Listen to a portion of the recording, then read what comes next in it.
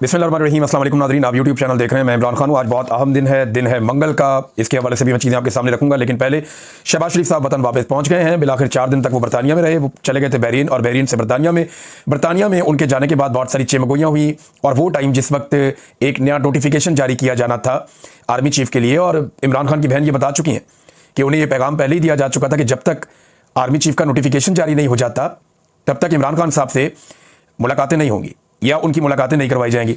अब मामला जो है वो कहाँ से कहाँ निकल गया, और बहुत सारी चीज़ें जिसके अंदर पब्लिक को कोई इंटरेस्ट नहीं था वो सारी चीज़ें पब्लिक के सामने आ गई। तो अब 4 ओहदे हैं टोटल, और इन 4 ओहदों के ऊपर बंदे तैनात होने। एक CDF का ओहदा है, ये चीफ ऑफ डिफेंस फोर्सेज जो है ये आर्मी चीफ को मिलेगा, फील्ड मार्शल को, जो मौजूदा आसिम मुनीर साहब है, और उन्हीं की नज़र इस ओहदे के ऊपर, वो ये ओहदा अपने पास रखना चाहते हैं। फिर एक वाइस चीफ का ओहदा है, जो तकरीबन आप ये समझ लें जो बड़ी फौज है उसका सरबराह होगा, ये भी एक बड़ा तगड़ा ओहदा है। वाइस चीफ आर्मी स्टाफ का ओहदा। एक स्ट्रेटेजिक कमांड का ओहदा है, ये एटम बम होगा इस बंदे के पास, और ये एटम बम की कमांड इसके पास होगी। और एक DG ISI का ओहदा है, ये भी किसी ना किसी को आने वाले वक्त में मिलना है। तो ये 4 ओहदे हैं, और इन पर लगने की ख्वाहिश बहुत सारे सीनों में जो है वो मचल रही है। बहुत सारे दिल जो है वो बेताब है उन ओहदों पे आने के लिए। बहरहाल शहबाज शरीफ साहब को वापस पाकिस्तान पहुंचना पड़ा। पहले इत्तला आई थी कि शहबाज शरीफ साहब इस्लामाबाद जाएंगे, लेकिन फिर नई खबर आई कि शहबाज शरीफ साहब लाहौर पहुंच गए हैं, वहाँ नवाज शरीफ साहब से मुलाकात करेंगे, और उसके बाद फिर आगे की हिकमत अमली, यानी नोटिफिकेशन अभी जारी होता है, कल जारी होता है, परसों जारी होता है। ये कबाहत आई क्या नोटिफिकेशन में, और ये इतना मामला जो है बात का बतंगड़ बन कैसे गया, ये बड़ा सीरियस इशू है। देखिए, पाकिस्तान में जो भी आर्मी चीफ लगता है उसकी अप्रूवल खाली पाकिस्तान में नहीं होती, इसके लिए आलमी सतह पर भी लॉबिंग करवानी पड़ती है। अमेरिका को काबिल कबूल होना चाहिए, ये हमेशा से हम सुनते चले आए हैं। सऊदी अरब को काबिल कबूल होना चाहिए हमारा आर्मी चीफ जो आने वाला है, क्योंकि ये ममालिक बहुत अच्छी तरह जानते हैं कि पाकिस्तान के अंदर आर्मी चीफ ही बहुत इंपॉर्टेंट आदमी होता है। वज़ीर आज़म वगैरह की क्या औकात होती है, लिहाजा आर्मी चीफ को लेकर इन लोगों के भी कुछ जज्बात होते हैं जिनका हर मरतबा एहतराम किया जाता है। बड़े बड़े लोग यही बताते हैं हमेशा से, और हम हमेशा से यही सुनते आए हैं। जब भी कोई नया आर्मी चीफ आने वाला होता है तो अमेरिका के साथ पींगे भी बढ़ जाती हैं, वहाँ ताल्लुकात भी बढ़ जाते हैं। शहबाज शरीफ साहब लंदन में आकर बैठे रहे, लेकिन अब मामला बड़ा गंभीर हो गया। अमेरिका भी सोच रहा होगा बंदा कितने लो आइए अपना, यानी एक CDF का उहदा बना दिया, एक वाइस चीफ का उहदा बना दिया, एक स्ट्रेटेजिक कमांड का उहदा बना दिया अलग से, और एक जो है वो DG ISI का पहले ही उहदा मौजूद है। अब ये इतनी खिचड़ी पका दी है इन्होंने, और आइन को ऐसे अजीबोगरीब तरीके से तोड़ मरोड़ दिया है कि अक़वाम मुत्तहिदा को भी ये कहना पड़ा कि आपने किया क्या है। वो अमेरिका समेत सारे सर पकड़ के बैठ गए कि ये क्या है, ये किस तरह का आइन है, किस तरह के उहदे हैं, वो कितने बंदा लुआइए और कौन सा बंदा कहाँ लगना चाहिए। अब उनको भी टाइम चाहिए सारे को एनालाइज करने के लिए, बल्कि अक़वाम मुत्तहिदा को बोलना भी बढ़ गया। और अक़वाम मुत्तहिदा नॉर्मली वही बात करता है पाकिस्तान जैसे मुल्कों के बारे में जो बात अमेरिका से इनिशिएट होती है। भारत अब ये नया सिस्टम वो समझेंगे, उसके मुताबिक वो भी अपनी राय लेंगे, पाकिस्तानी भी अपनी राय लेंगे। और मैंने ये बात बहुत पहले से आपको कही थी, बहुत सारे हमारे दोस्त हैं वो इससे बड़ी उम्मीदें बांध रहे थे कि ये हो जाएगा वो हो जाएगा। देखिए, हुकूमत और एस्टेब्लिशमेंट के बीच में दूरी तो पैदा हो सकती है। एस्टेब्लिशमेंट बोले तो खाली आसिम मुनीर साहब, नवाज शरीफ और आसिम मुनीर में अगर दूरियां पैदा हो भी जाए ना तो ये एक दूसरे के बगैर गुजारा नहीं कर सकते, इसको आपको समझना पड़ेगा। यहाँ असद उमर साहब ने एक मिसाल भी दी, उन्होंने कहा जी कि जब इमरान खान के दौर में ISI के चीफ के हवाले से, चीफ लगाने के हवाले से तनाज़ा पब्लिक हो गया, तो शाह मोहम्मद कुरैशी साहब ने जब मसला हल हो गया तो भी कहा कि असद मियां जो एक दरार पड़नी थी वो तो पड़ गई है, यानी जो एक लकीर हमारे ताल्लुकात के बीच में आनी थी वो तो आ गई है। तो असद उमर साहब ये इसलिए कह रहे हैं कि शायद अब एक और लकीर पैदा हो गई है मौजूदा हुकूमत और एस्टेब्लिशमेंट के बीच में। मेरा नहीं ख्याल ऐसा होगा, क्योंकि इनके ताल्लुकात कोई मोहब्बत के ताल्लुकात नहीं है, इनके ताल्लुकात खौफ के ताल्लुकात हैं, क्योंकि ये सारे लोग इमरान खान से डरते हैं, उसकी मकबूलियत से खाइफ हैं, और उसके आने की सूरत में अपना बदतरीन मुस्तकबिल देख रहे हैं। लिहाजा ये सारे लोग जो हैं वो उस खौफ की वजह से एक दूसरे के साथ इकट्ठे हैं, और जब तक इमरान खान साहब की मकबूलियत रहेगी ये आपस में इकट्ठे रहेंगे। नवाज शरीफ साहब ने मौके से फ़ायदा उठाते हुए अपने कुछ सहाफ़ियों से कुछ बयान दिलवा दिए कि जनाब मियाँ साहब को बड़े इनकलाबी बन रहे हैं, ये मामला कर देंगे तो वो कर देंगे।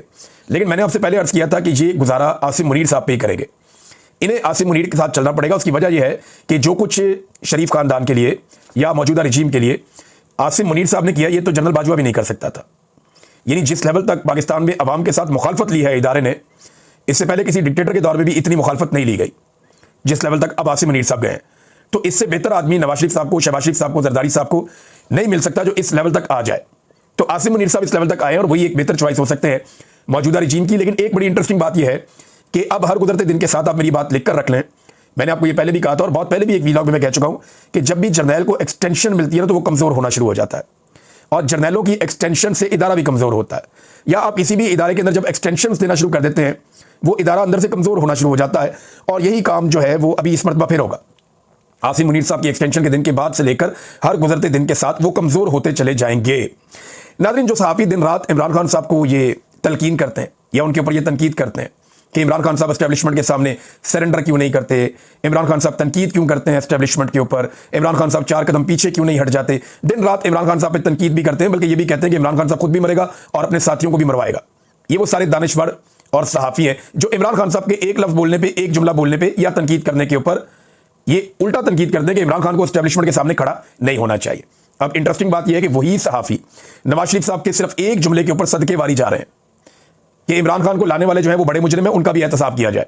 ये नवाज शरीफ साहब ने कहा ना, तो इसके ऊपर वो जो सहाफ़ी सारा दिन इमरान खान साहब को तलकीन करते हैं सरेंडर करने की, पीछे हट जाने की, मफामत करने की, वो सारे सहाफ़ी अब सदके वारी जा रहे हैं नवाज शरीफ साहब के इस बयान के कि नवाज शरीफ ने एस्टेब्लिशमेंट से डू मोर का मुतालबा कर दिया। वो ये कह रहे हैं कि नवाज शरीफ ने एक नई लाइन सेट कर दी। अंदाजा करें आप कैसी मुनाफकत है ये। यानी इन साफियों में मुनाफकत नहीं तो मैं इसको और क्या कहूंगा कि इमरान खान साहब जब एस्टेब्लिशमेंट के खिलाफ बात करें तो ये कहते हैं कि इमरान खान ज्यादती कर रहा है, और नवाज शरीफ साहब सिर्फ इशारा करे तो ये कहते हैं ये इनकलाबी बन गया। नवाज शरीफ से बड़ा इनकलाबी है कोई नहीं। अच्छा, जिन दोस्तों को ये लगता था कि ये आपस में लड़ पड़ेंगे, उनके लिए अर्ज है कि मैंने पहले भी कहा था कि इनके मफादात एक साथ है, लिहाजा अवाम को इन दोनों से लड़ना पड़ेगा। यानी जो इस वक्त एस्टेब्लिशमेंट की क़यादत है उससे भी, और जो सियासी माफिया पाकिस्तान में मौजूद है उससे भी, अवाम को खुद निकल के इन दोनों से लड़ना पड़ेगा। इन दोनों की आपसी लड़ाई का अवाम फायदा नहीं उठा सकती। फर्ज करें ये आपस में लड़ते भी है, फिर भी अवाम को इन दोनों को टिकाने लगाना पड़ेगा। सियासी माफिया को भी शिकस्त देनी पड़ेगी इलेक्शन के मैदान में, और अमली मैदान के अंदर जो पाकिस्तान की मिलिट्री एस्टेब्लिशमेंट है जिन्होंने कंट्रोल किया हुआ निजाम के ऊपर, उनको भी शिकस्त देकर बैरकों में वापस भेजना पड़ेगा। अवाम को ये दोनों काम करने पड़ेंगे। तो अच्छी बात यह है कि दोनों इकट्ठे रहें और अवाम एक साथ इनका नाटका बंद करे, और वो वक्त आ जाएगा। मुझे इस बात पर भरोसा है कि एक दिन वो वक्त आ जाएगा। नाज़रीन, अभी जो चिमगोइयां हो रही हैं वो ये है कि ये जो इस वक्त 4 ओहदे खाली हैं। यहाँ पे आर्मी चीफ ये चाहते हैं शायद कि वाइस चीफ का ओहदा जो है वो भी फौरी तौर पे पुर किया जाए, स्ट्रेटेजिक कमांड का ओहदा जो है वो भी अपना बंदा आ जाए या अगले साल इसको पुर किया जाए। तो ये छोटी छोटी चीज़ें हैं जहाँ पे छोटे छोटे इख्तलाफात हैं, लेकिन आसिम मुनीर साहब का मामला जो है वो तकरीबन तय पा जाएगा। अब आ जाए नाज़रीन एक और बड़ी खबर की तरफ, और ये बड़ी खबर है आज मंगल है, और आज मंगल का दंगल है।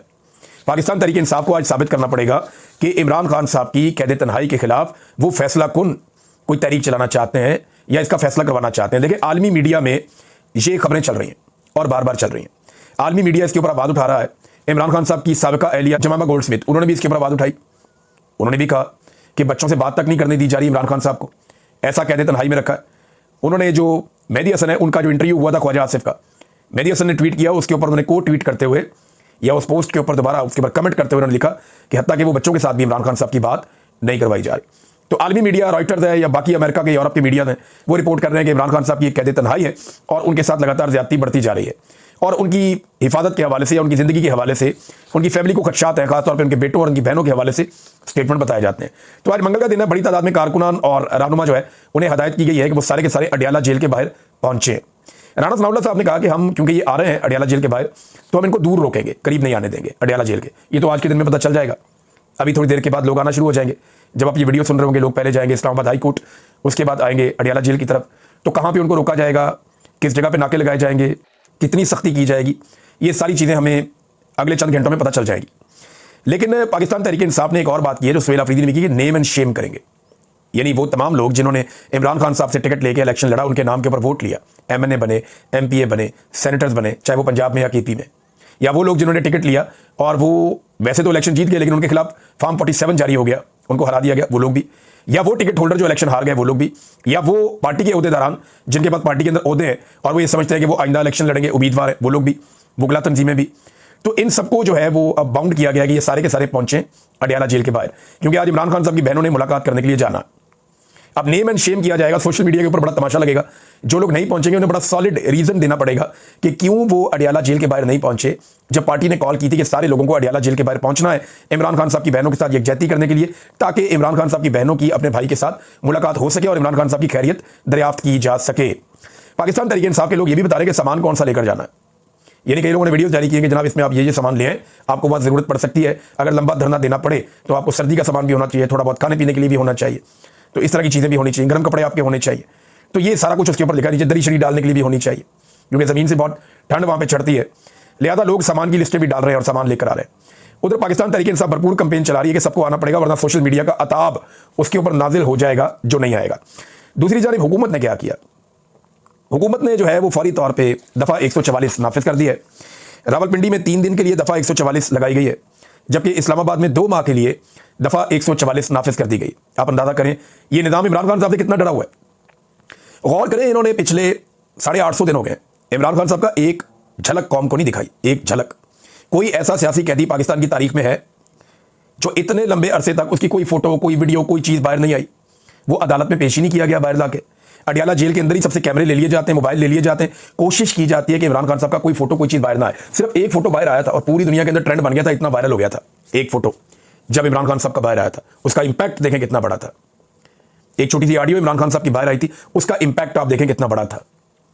तो इमरान खान साहब जो है वो उन्हें बिल्कुल आइसोलेट करने के अलावा पाकिस्तानियों से बिल्कुल काट भी दिया गया है। और ये मिलिट्री एस्टेब्लिशमेंट कर सकती है, कोई कानून, कोई अदालत ये नहीं कर सकती।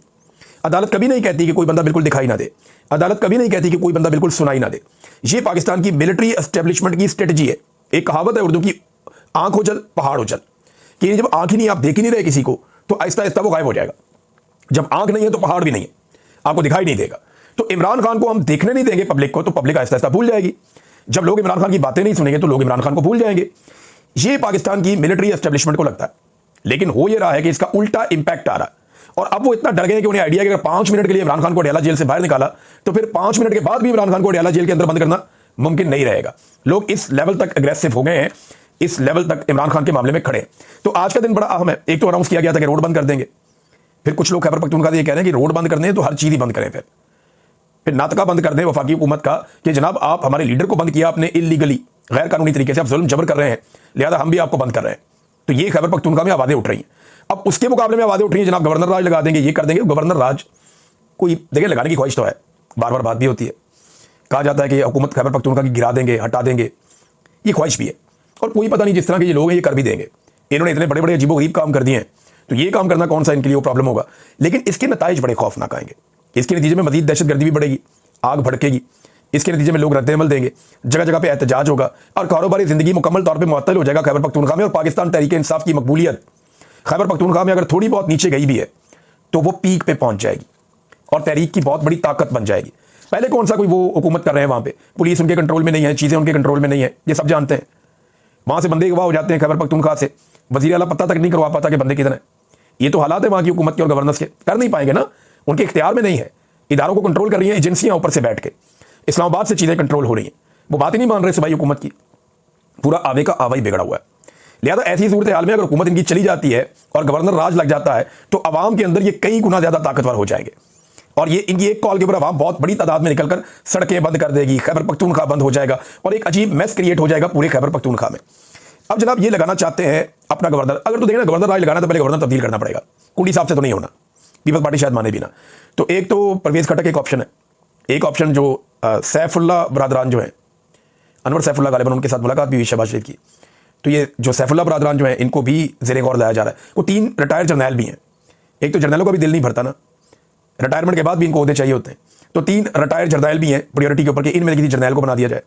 तो हो सकता है वहाँ से कोई जर्नैल आ जाए, क्योंकि वहाँ ऑपरेशन भी करने हैं, मादनियत भी उठानी है, खैबर पख्तूनख्वा से और बहुत काम करने हैं, तो जर्नैल ज़्यादा सूट करेगा, या परवेज खटक साहब भी सूट कर सकते हैं। तो अब देखना यह है कि आने वाले दिनों में होता क्या है। गवर्नर राज एक तरह का मार्शल लॉ ही होगा खैबर पख्तूनख्वा में, ये लगाने की जरूरत करते हैं या इस लेवल तक रिस्क लेते हैं या नहीं लेते, इसके ऊपर हम अभी इस बहस को यहाँ रोक लेते हैं और जब ये एक्टिविटी होगी तो फिर आप इसका नतीजा भी देखेंगे। नाज़रीन, कराची से एक बड़ा दिल दहला देने वाला वाकया वो मैंने देखा, बड़ी तकलीफ हुई मुझे। एक माँ बिलक बिलक के रो रही थी, उसकी चीखों ने दिल दहला दिया। का 3 साल छोटा सा बच्चा था इब्राहिम, वो मैन होल में गिर गया। और कराची के अंदर सूरत हाल ये है, ऐसी बदकिस्मत वहाँ की आवाम है, ऐसे फजूल किस्म के हुक्मरान उन्हें वहाँ मिले हैं कि वहाँ पर लोगों की ज़िंदगी की कीमत ही कोई नहीं है। वो 3 साल का बच्चा गिर गया और रात 11 बजे का गिरा हुआ एतवार वाले दिन, 15 घंटे के बाद उसकी लाश मिली है। और लाश कोई रियासत ने नहीं ढूंढी, रियासती इदारों ने नहीं ढूंढी। वहाँ एक बच्चा खाकरूप था, वो काम करता था, वो बच्चे ने कोशिश करके वो 3 साल बच्चे की लाश निकाली। और जब उसने लाश निकाली और वो लेकर आया लाश, तो पुलिस वालों ने उसको चपेड़े मारी, उसको थप्पड़ मारे ताकि वो भाग जाए वहाँ से और ये रेस्क्यू ऑपरेशन अपने खाते में ले लें। उसने बाद में मीडिया को बता दिया। कैसी बेहिसी है। यानी सिंध में लोगों को बुनियादी हुकूक भी मैसर नहीं है। ये छोटे छोटे बच्चे होते हैं ना, जिस मुल्क में मैं अभी इस वक्त हूँ बरतानिया में, अभी मैं यूरोप भी गया था, इन मुल्कों में छोटे छोटे बच्चों की ऐसे हिफाजत करती है रियासत जैसे वो जरदारी के या शरीफ ख़ानदान के बच्चे हैं। ज़रा एक लम्हे के लिए सोचे ना, आसिफ जरदारी, उनके घर में भी छोटे छोटे बच्चे हैं, उनके नवासे छोटे छोटे से, जैसे ये इब्राहिम ऐसे ही छोटे छोटे।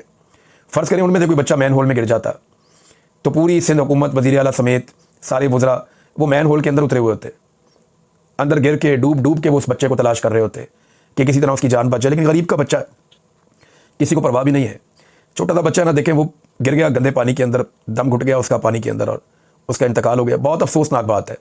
उसके माँ बाप को हमेशा ये तकलीफ रहेगी और इस बात की खास तौर पे कि 15 घंटे तक ये रियासत उनके बच्चे की लाश वापस नहीं कर सकी। किस करब में उन्होंने वो 15 घंटे गुजारे होंगे, अंदाज़ा करें आप।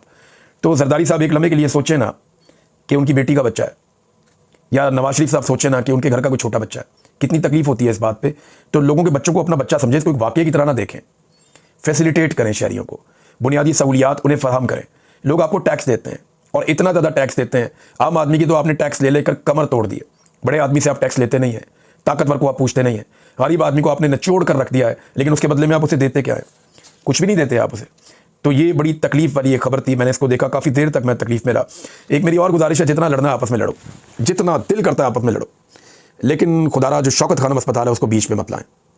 देखें वो एक फलाई इदारा है और उसके साथ जितने लोग काम करते हैं वो सारे तहसीन के मुस्तहिक हैं और हम हमेशा उसको फंडिंग करते हैं। बहुत सारे मेरे दोस्त हैं वो करते हैं, PMLN के लोग करते हैं, पीपल्स पार्टी के लोग करते हैं। कोई एक पॉलिटिकल पार्टी का आदमी उसको फंडिंग नहीं करता, क्योंकि वहाँ गरीब इंसानों की जानें बचाई जाती हैं, ख़ासतौर पे बच्चों की।